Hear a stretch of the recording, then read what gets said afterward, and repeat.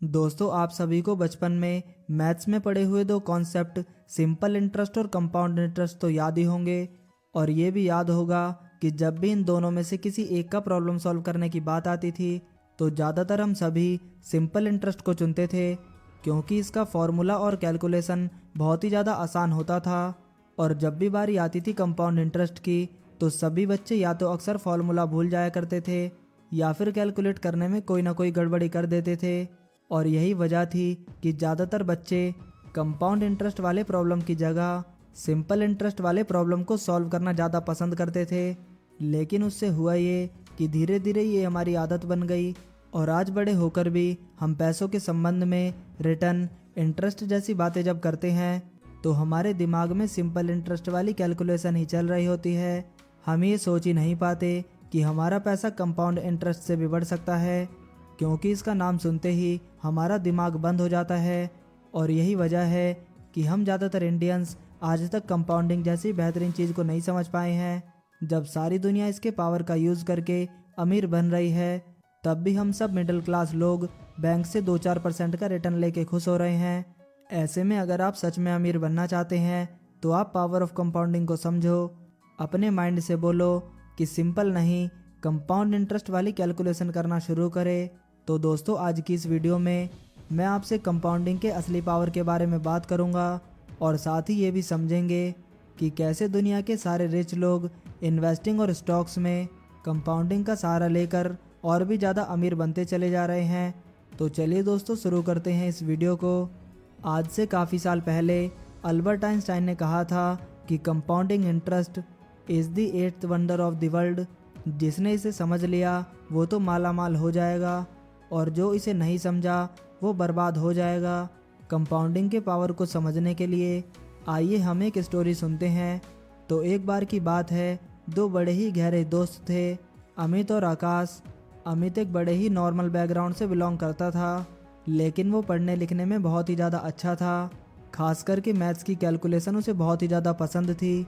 वहीं आकाश एक ऐसी फैमिली से बिलोंग करता था जिसका इकोनॉमिकल बैकग्राउंड काफ़ी ज़्यादा मजबूत था, लेकिन आकाश का पढ़ाई में बहुत ही कम मन लगता था। मैथ्स और कैलकुलेशन तो उसे ज़रा भी पसंद नहीं थी। घर से डेली डेली के पॉकेट मनी के रूप में 1000 रुपये उसे मिल जाते थे। वो जमकर उससे एंजॉय करता था बिना किसी बात के चिंता किए। अमित जब अपने दोस्त को इस तरह फिजूल खर्चे हुए आवारागर्दी करते हुए देखता तो उसे बहुत ज़्यादा दुख होता कि आगे चलकर इसका क्या होगा। एक बार की बात है, आकाश के फ्रेंड ने आकाश की झूठी मूठी तारीफ करके उसे पार्टी देने के लिए राजी कर लिया। अब आकाश ने काउंटिंग करना स्टार्ट किया तो उसे पता चला कि पार्टी में टोटल खर्चा 3000 रुपये होने वाला है और उसके पास तो बस अभी 1000 रुपये ही है। वो दौड़ा दौड़ा अमित के पास गया। उसने अमित को सारी सिचुएशन बताई और उसे 2000 रुपये उधार देने को कहा। अमित को पहले तो गुस्सा आया कि क्यों हमेशा ये ऐसे पैसे उड़ाता रहता है। क्या इसे समझ नहीं आता कि जो लोग आज इससे चिपके हुए हैं वो सिर्फ इसलिए कि ये उन पर बिना सोचे समझे पैसे खर्च करता रहता है। लेकिन फिर अमित के दिमाग में ख्याल आया कि ये तो बहुत ही अच्छा मौका है, क्यों ना इसे पैसों की अहमियत समझाई जाए और इसे सबक सिखाया जाए। अमित जो पैसे अपने गिटार खरीदने के लिए जोड़ रहा था उन्हें देने के लिए वो राजी हो गया। लेकिन पैसे देते समय उसने आकाश के सामने एक शर्त रखी कि जब तू ये पैसे मुझे रिटर्न करेगा तो तू मुझे इसे एक साथ नहीं देगा, तू मुझे हर रोज़ 1-1 रुपये करके दिया करेगा।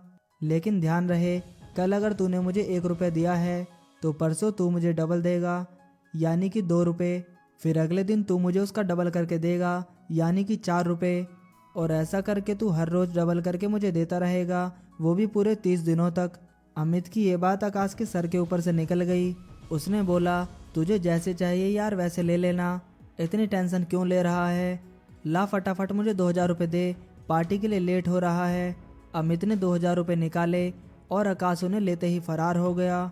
फिर आई अगले दिन की बारी, जब आकाश ने अमित को 1 रुपये दिया और फिर दूसरे दिन आकाश ने 2 रुपये दिया, फिर तीसरे दिन उसने 4 रुपये दिए। स्टार्टिंग में तो आकाश को ज़्यादा फर्क नहीं पड़ा, लेकिन जब 12वां दिन आते आते अमाउंट 2048 रुपये तक पहुंच गया, तब आकाश की परेशानी बढ़ने लगी, क्योंकि उसे पॉकेट मनी तो सिर्फ 1000 रुपये ही मिलती है, जबकि अमाउंट हर दिन बढ़ता जा रहा है। 15वां दिन आते आते आकाश की हालत खराब हो गई। वो पूरी तरह से कर्जे में डूब गया, क्योंकि 15 दिन आते आते ये अमाउंट हो गया था 16,384 रुपये।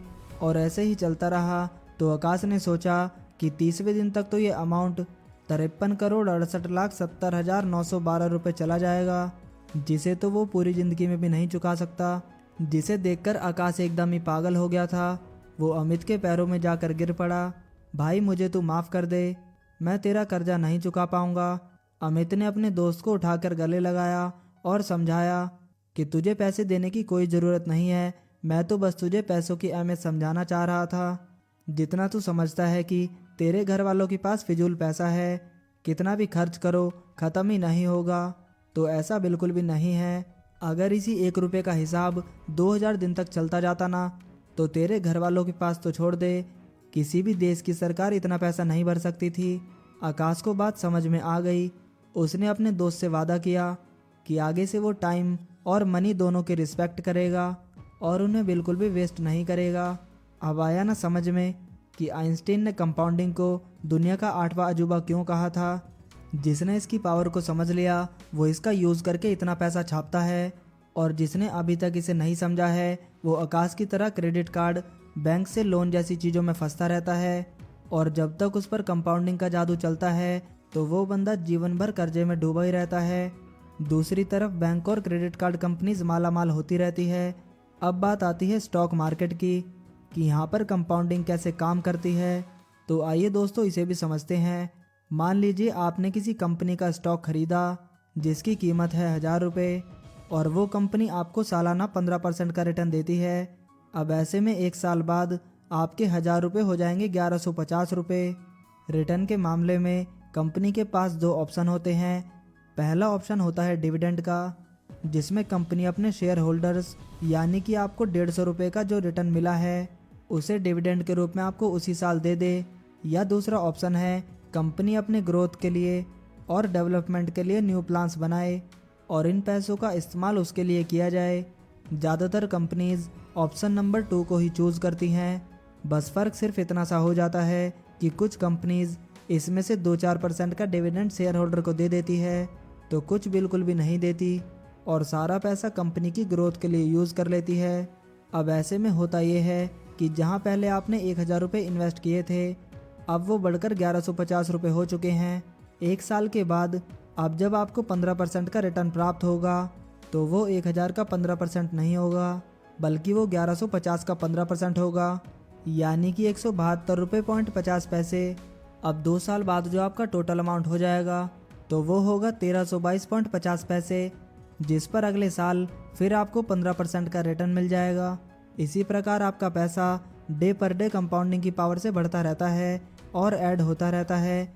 और यही वजह है कि दुनिया के सबसे अमीर लोग, चाहे वो बिल गेट्स हो चाहे वॉरेन बफेट, स्टॉक मार्केट का यूज़ करके अलग अलग बिजनेस में अपना शेयर खरीद लेते हैं और कंपाउंडिंग की पावर से ग्रो होने के लिए उसे सालों के लिए छोड़ देते हैं, क्योंकि जितना ज़्यादा टाइम उतना ही ज़्यादा आपका पैसा ग्रो होता रहेगा और रिटर्न के रूप में आपको एक बहुत ही बड़ा अमाउंट देखने को मिलेगा। अब कुछ लोग कह रहे होंगे कि वो सब तो ठीक है, लेकिन इतना ज़्यादा टाइम तो नहीं है मेरे पास, तो फिर मैं अमीर कैसे बन सकता हूँ। तो ऐसे में जो हमारी कंपाउंडिंग है वो 3 बातों पर डिपेंड करती है। सबसे पहला है प्रिंसिपल अमाउंट, यानी कि कितना पैसा आप इन्वेस्ट कर रहे हो। दूसरा फैक्टर आता है टाइम, यानी कि कितने लंबे समय तक के लिए आप इन्वेस्ट कर रहे हो, जितना ज़्यादा टाइम उतना ज़्यादा रिटर्न। और तीसरा फैक्टर कहता है रेट, मतलब कि कितने रेट ऑफ रिटर्न पे आपका पैसा ग्रो हो रहा है और आपको कितना रिटर्न दे रहा है। इन तीनों चीज़ों में से जो फैक्टर नंबर 3 है, यानी कि रेट, वो सबसे ज़्यादा मार्केट पर डिपेंड करता है। On an average stock market में 15 से 16% का रिटर्न तो मिल ही जाता है, जिसमें कि कुछ कंपनीज़ का तो बहुत ही ज़्यादा बेहतर है, वो 18% या फिर उससे भी ज़्यादा का रिटर्न प्रोवाइड कर पाती हैं। अब बचे हमारे पास 2 फैक्टर, एक है प्रिंसिपल अमाउंट और दूसरा है टाइम। अगर आप ऐसे पर्सन हो जिसके पास टाइम बहुत कम है और आप चाहते हो कि जल्दी से जल्दी आप करोड़पति बन जाएं, तो फिर आपको एक बड़ा सा अमाउंट इन्वेस्ट करना चाहिए, ताकि कम से कम टाइम में ही आप बहुत ही ज़्यादा रिच लोगों की कैटेगरी में शामिल हो जाएं। दूसरा, अगर आप ऐसे व्यक्ति हैं जिनके पास टाइम तो बहुत है लेकिन पैसे की बहुत ज़्यादा तंगी चल रही है, तो फिर आपको अपने बजट के अनुसार एक फिक्स्ड अमाउंट लॉन्ग टर्म के लिए इन्वेस्ट करना चाहिए, क्योंकि जितना लंबा टाइम पीरियड होगा उतना ही कंपाउंडिंग अपना मैजिक बेहतर दिखा पाएगी। आपके पैसे को मल्टीप्लाई होने के लिए बहुत सारे मौके मिल जाएंगे। लॉन्ग टर्म में अगर आपके पास बहुत ही छोटा अमाउंट है इन्वेस्ट करने के लिए, तो ऐसे में आपको इन्वेस्ट करने के लिए SIP को चुनना चाहिए, क्योंकि इसके थ्रू आप 500 रुपये जैसा छोटा अमाउंट भी इन्वेस्ट कर पाते हैं। और तो और किसी भी ब्रोकर या इत्यादि को आपको कोई भी पैसे नहीं देने पड़ते, और अपने घर में बैठे बैठे ही आप सिर्फ अपने फ़ोन की मदद से इन्वेस्टमेंट कर सकते हैं, और वो भी सिर्फ एक बार करना है आपको। आगे से वो अमाउंट ऑटोमेटिकली डिडक्ट हो जाया करेगा आपके अकाउंट से, और अपने आप इन्वेस्ट हो जाया करेगा उसी जगह पर। तो दोस्तों, अगर आपने अभी तक अपना डीमैट अकाउंट ओपन नहीं किया है, तो डीमैट अकाउंट की बेस्ट लिंक आपको डिस्क्रिप्शन बॉक्स में दी गई है, आप वहां से भी अपना डीमैट अकाउंट ओपन कर सकते हो। इसके अलावा अगर आप ऐसे व्यक्ति हैं जिनके पास टाइम भी है और पैसा भी अच्छा खासा है, तो वेट करना बंद कीजिए और इन्वेस्ट करना शुरू कीजिए। क्योंकि सोचिए, जब एक छोटा सा अमाउंट लॉन्ग टर्म के लिए इन्वेस्ट करने पर करोड़ रुपए तक पहुंचा जा सकता है, तो जब आप शुरुआत से ही एक बड़ा अमाउंट लॉन्ग टर्म के लिए इन्वेस्ट करोगे, तो आपका तो रिटर्न इतना ज़्यादा होगा कि लोग उसे गिनते गिनते थक जाएंगे और आप हमेशा के लिए फाइनेंशियली फ्री हो जाएंगे, बिल्कुल वॉरेन बफेट की तरह। और वो भी इसीलिए अचीव कर पाए थे क्योंकि उन्होंने अपनी इन्वेस्टमेंट जर्नी बहुत ही कम एज में शुरू कर दी थी। ऐसे में उनको कंपाउंडिंग का खेलने का पूरा मौका मिल गया और वॉरेन बफेट बन गए दुनिया के सबसे अमीर व्यक्तियों में से एक। तो आप भी अपनी इन्वेस्टमेंट जर्नी की शुरुआत जल्द से जल्द कीजिए, और इन्वेस्टमेंट से जुड़ी जानकारी के लिए देखते रहिए हमारे यूट्यूब चैनल को। तो दोस्तों, आज के इस वीडियो में इतना ही। उम्मीद है कि आपको ये वीडियो पसंद आया होगा। अगर वीडियो पसंद आया हो तो वीडियो को लाइक करें, और ऐसे ही वैल्यूएबल वीडियोस को देखने के लिए हमारे चैनल को सब्सक्राइब करना ना भूलें। आपका कीमती समय देने के लिए धन्यवाद।